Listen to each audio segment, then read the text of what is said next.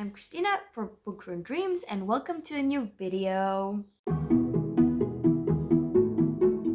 As you can see, Maya is not here. That is because we kind of had to skip filming because her mom is celebrating her birthday. So of course she was gonna stay with her mom and celebrate her birthday rather than come here and make a video. So she will be doing a separate wrap-up video for you for Wednesday.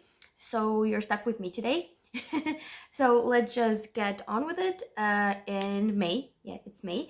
I read 10 books, 4 of which were urban fantasies. I read 3, that's 7, okay, romance novels. I read a middle grade, and I'm missing 2. I don't know why I'm missing 2, but I read 10. My math is really off right now. Oh, right. How did I miss that one? 2 fantasies. There are 2 more fantasies in there. That's why. Okay, 10.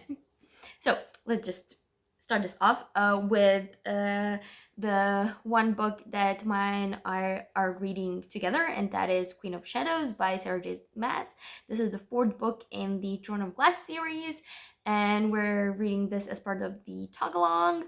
I must say I quite enjoyed this one. It wasn't a favorite. The 3rd one is still like my absolute favorite, but I really did enjoy it very much. And it was just, you know, like a new level of world building, and just it was more of there was more court intrigue and just kind of all around intrigue rather than, you know, just focusing on Aelin or Selena, as you want to, whatever you want to call her. There were some really excruciating and difficult moments, but it was really good. So I actually already started the 5th one, so I'm slowly chugging along with that, and it's great. And we will have a separate review for this, as we said we would have for the 2nd and the 3rd book, and we will. But unfortunately, when we were filming the review for the 2nd book, it kind of disappeared on us, and we don't know what happened to it. So yeah, we filmed the review, but it's not here, so we don't know what happened.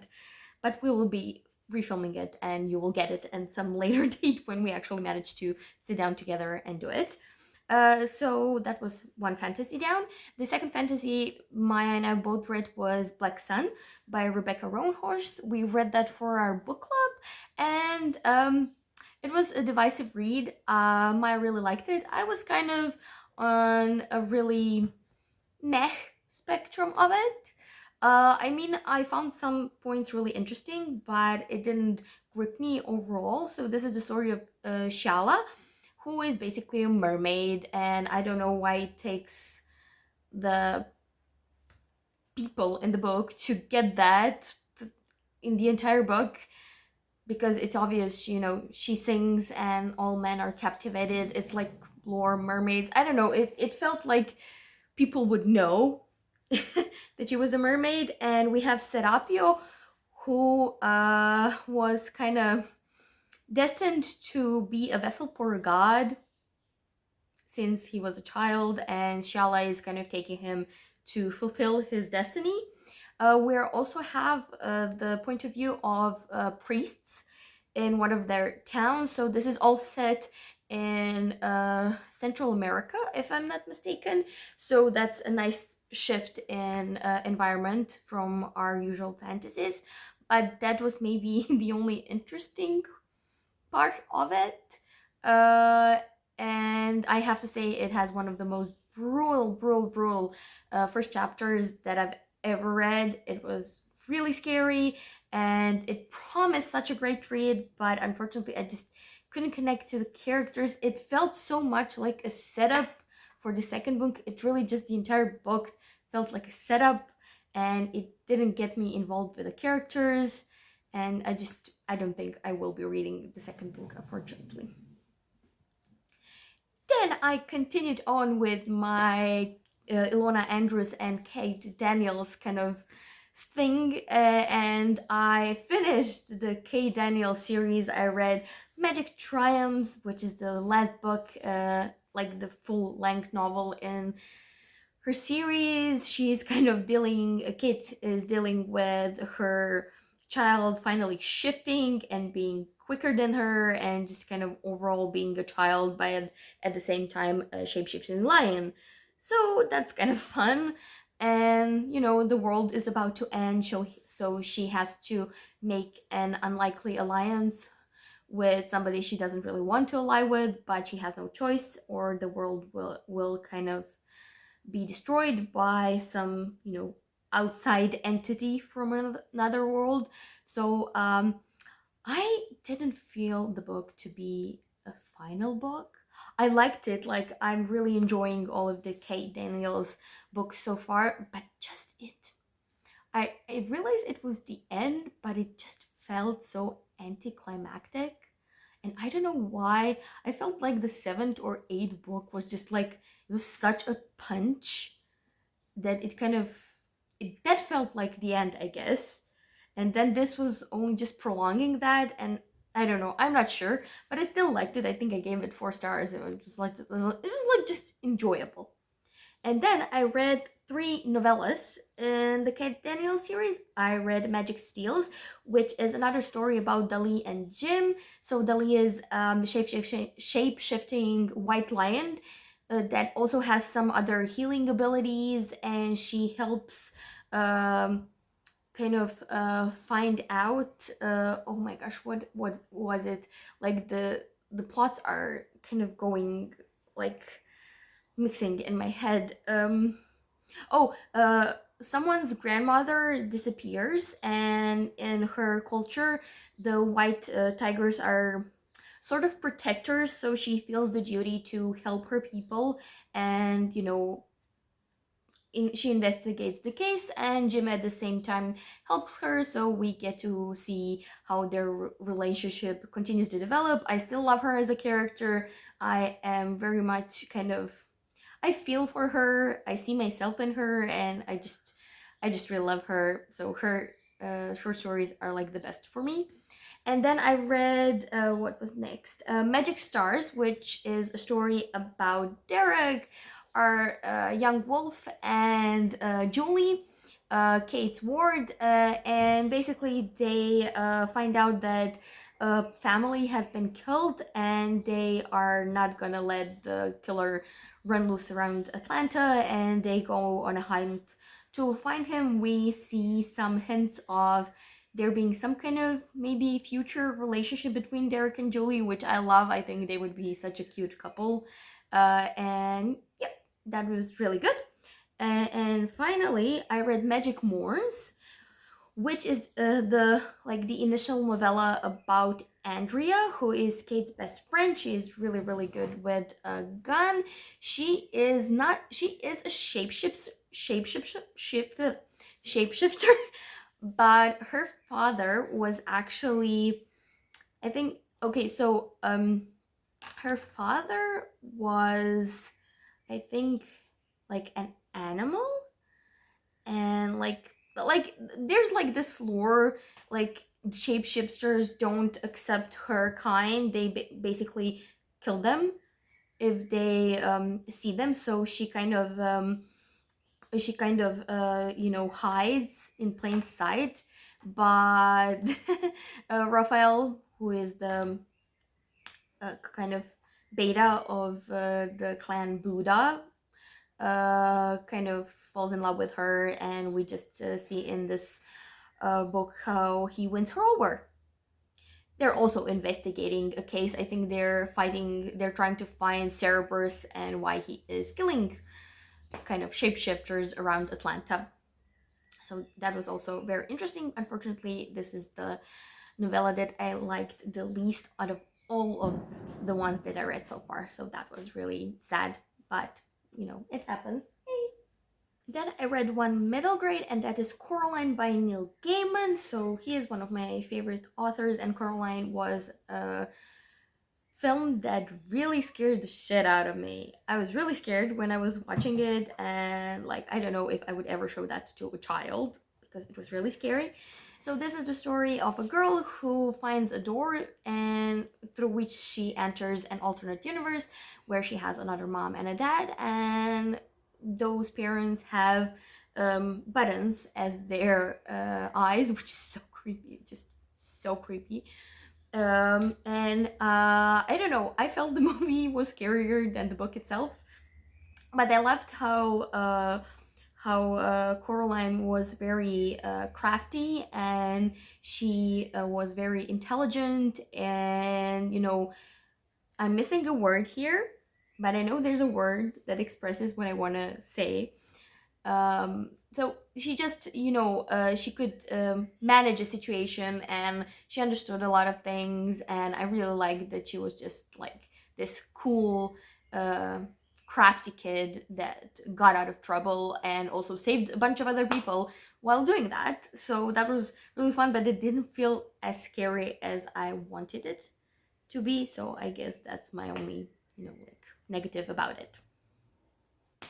And then we come to romance. So I have some thoughts about romance. So first off, I started off, I think even the month, by reading Simmer Down by Sarah Smith. So this is the story of Nikki, who owns like food truck on Hawaii, or one of the Hawaii islands, and then comes in what's his name, Callum. Like he's from London, and he kind of comes with his own food truck and kind of takes up her territory, which is like an unspoken rule that you're not allowed to take another food truck's territory. And I DM'd this, I think, at like 39%, 40%. I hated it so much. I hated it so, like, I just couldn't get past something. So, okay, they have like an instant connection. They're extremely attracted to each other. They're like hot and everything. And then Nikki at one point is at her home, and she's like plotting this whole thing where she's like, oh, Callum is my enemy and I shouldn't be thinking about him, but she is very attracted to him. So she's like thinking about masturbating, and she says something along the lines of, well, if I were a man, I would do it, so why shouldn't I? And like, that bugged me so much.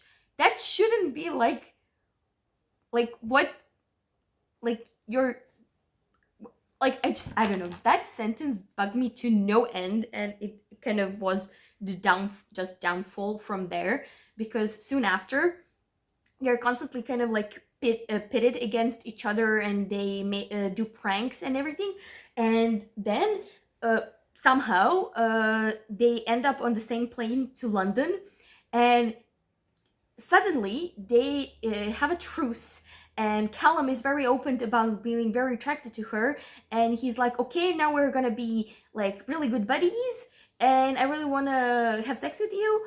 And she opens up to him and reveals so many really, really intimate stuff, and just I didn't like, it just didn't sit well with me. Like, that's, I couldn't even believe it in this non-fictional world, like a fictional world, that this would happen. It didn't seem like legit to me.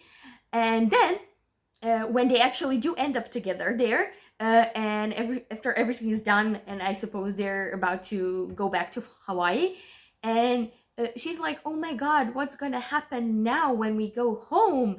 He's my enemy still. And I'm like, is this gonna be like the plot line? Is this what's gonna be the big, like, third act thing, where he's like, oh my god, I can't be with you because you're the enemy? I'm like, I just couldn't handle it, so I just put the book down and said no thank you.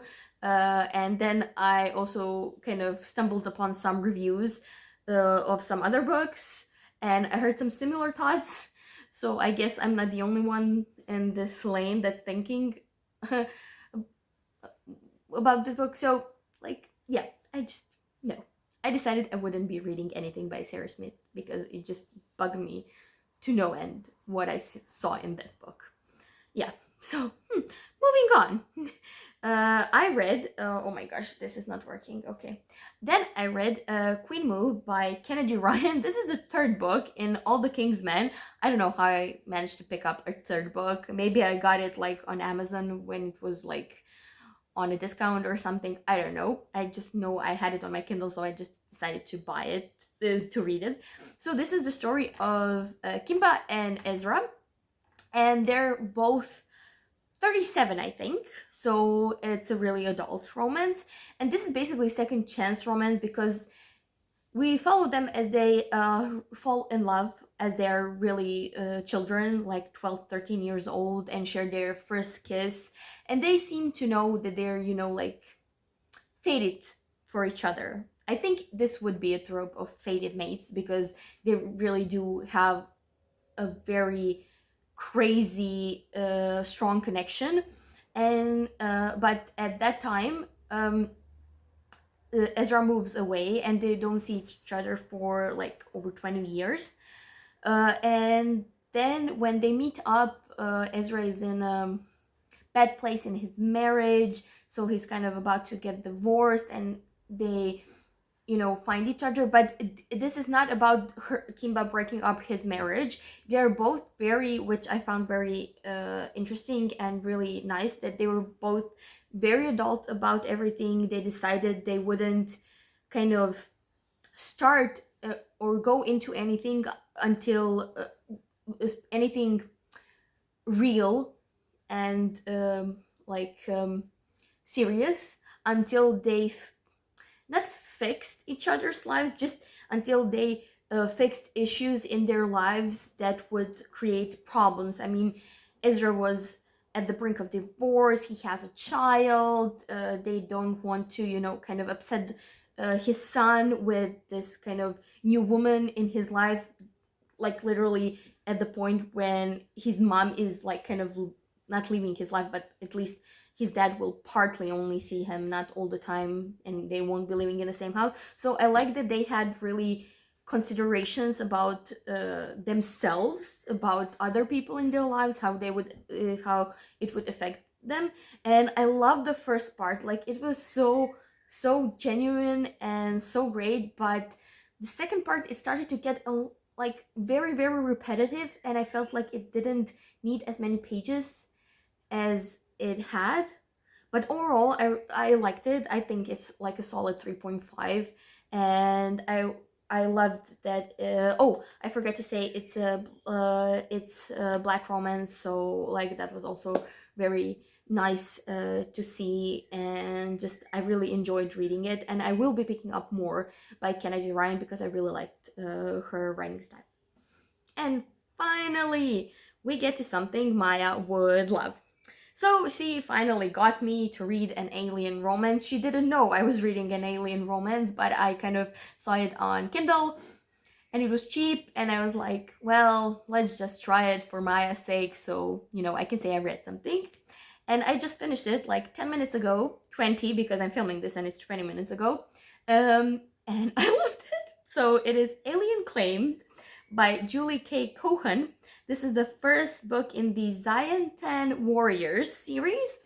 And this is the story of Ivy and Quinov. So Quinov is a blue alien with like big horns, and like he's big and buff, and basically I bought it because I saw the picture of a tattooed guy and I really liked it. So yeah, I mean, and Ivy is basically sent to this planet. I don't know the name of the planet, but she's sent to a planet as a mail order bride because there was like this big occupation by Groot of Earth, and like there's a lot of shit going on Earth and on other planets. The Groot are some kind of occupation force, and she ends up there, but she was actually sent as a mail order bride by her brother. She doesn't actually want to be a bride to anyone. She wants to find somebody, on her own. And she kind of, as she escapes, bumps into Quinn, and he feels like she's his fated mate, or he calls it, I think, heartmate. So basically fated lovers. And I really, really enjoyed it. Like the steamy scenes were really, really good and interesting. There's an interesting part of the alien that appealed to me. and and all the other things were actually really interesting because Ivy is this really strong woman that is very capable and she can take care of herself. And Quinn is very protective. He is very alpha, but she doesn't let him, kind of overpower her and do things the way he wants to. She still has her own opinion. She still does what she wants. She talks to him. He is still a bit alpha and he tries to kind of do things his way, but she kind of counters him, and it's really good. I actually missed the part where you get to see how good she is, in the sense that she can take care of herself, because there was this whole part where she basically managed to escape and stuff like that, and we just got a lot of telling, not showing, which I actually really missed, because I find the world very interesting. Like, it's this sci-fi romance where there's a lot of planets, there's this occupying force, there's the brotherhood, there's the coalition. It feels like a really big, expansive world, and I would really like to know more about it. So I'm definitely going to read the other books, because not even maybe for the romance. The romance was really good, but like I really want to know what else happens in the world. Like, who's gonna fight? Are they gonna fight? Are they gonna save the world? Like, what's happening here? So I'm really intrigued, and yeah, I was really happy that I read it. And this has been going on for way too long, much longer than I expected. So that's it from me. Please like, share, subscribe, comment down below if you've read any of these books. If you need more explanations about them. I'm not sure how coherent I was right now. And there are some important links down below, so you can go and check those out too. Thank you so much for watching, and keep an eye out for Maya's wrap up on Wednesday. I'll see you in our next video. Bye!